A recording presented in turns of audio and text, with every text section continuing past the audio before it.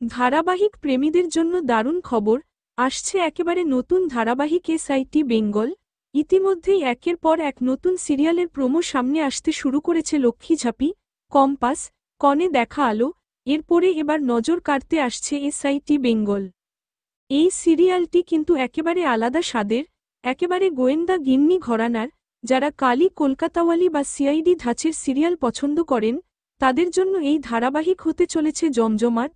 এই নতুন সিরিয়ালটি তৈরি করছে জনপ্রিয় প্রোডাকশন হাউস সুরিন্দর ফিল্মস। শুধু এই একটাই নয়, সুরিন্দর ফিল্মস আনছে আরও একটি সিরিয়াল, তবে এসআইটি বেঙ্গল সম্প্রচারিত হবে জি বাংলার নতুন চ্যানেলে।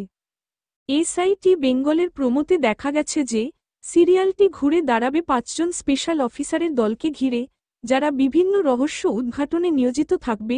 ফিমেল লিড চরিত্রে থাকছেন রূপমা রায়, মেল লিড চরিত্রে থাকছেন ঋষি কৌশিক, পাশাপাশি দেখা যাবে অভিনেত্রী বাসবদত্তা চ্যাটার্জিকেও।